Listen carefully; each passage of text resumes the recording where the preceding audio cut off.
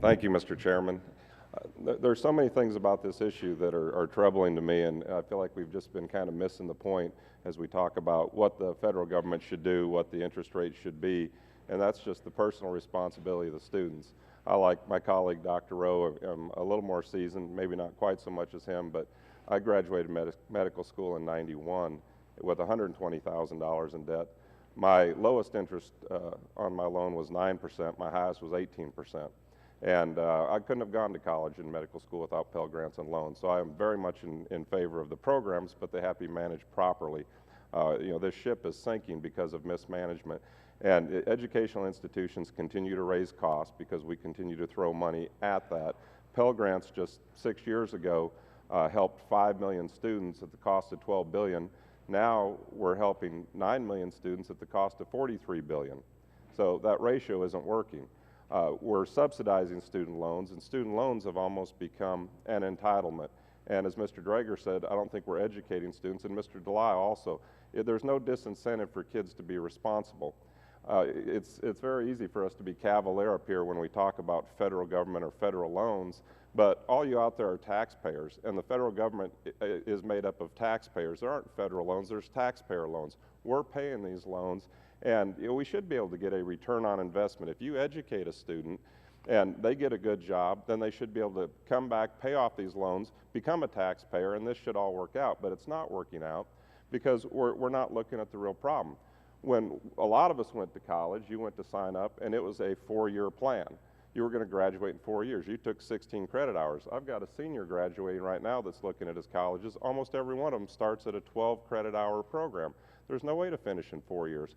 So, are we creating lazy kids? Have we gotten to the point that we want so much for our future generations to have it better than we did, that we've handicapped ourselves? And we've done that through spending. You look at the federal government debt, and it's at almost $17 trillion, and it's rising. These student loan debts now surpass, I think as Dr. Rowe said, auto loan and credit card debt combined in this country. And we're making a situation where they don't have to pay these back in a reasonable fashion. When I got out of medical school with 18% interest loans, I didn't want to go buy a new house and car. I wanted to get those loans paid off, and did so in 7 years, because I was so privileged in my mind to get those loans and have the ability to go to college and go to medical school.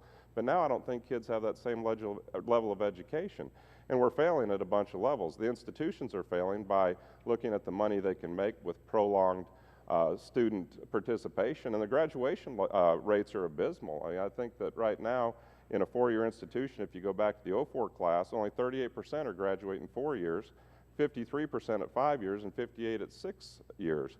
So your taxpayer dollars are not being invested wisely, and the problem, I think, is in the education of the students, the responsibility of the educational institutions, and then the good, proper parenting of the federal government to use the money wisely.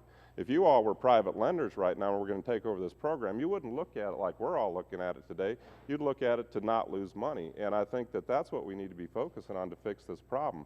So, Mr. Draeger, someone brought up earlier work study too. I did work study, and that was great.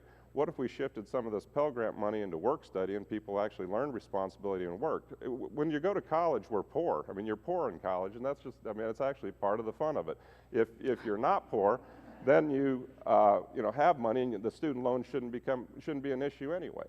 So, we got to be realistic in what we expect. We've kind of created this false sense of prosperity in our country here today with the federal government. That's why we have this debt problem. So, is there a way that we can start to push for a 4-year program again, more responsibility, and is there a way to shift study funds? And Mr. Draeger and Mr. Delisle, you both had great comments. I'll give you just a few seconds to chime in on all that philosophy.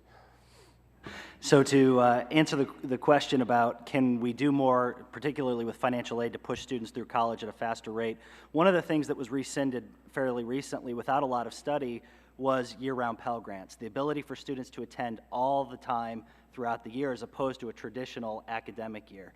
And there were concerns about the cost of the program. There were concerns about misestimates on how many students would utilize it. But that was a good example of how we can make more financial aid more agile to meet the needs of modern students, which is allow them to enroll ongoing so they can get through their program at a lower cost and become productive members of society.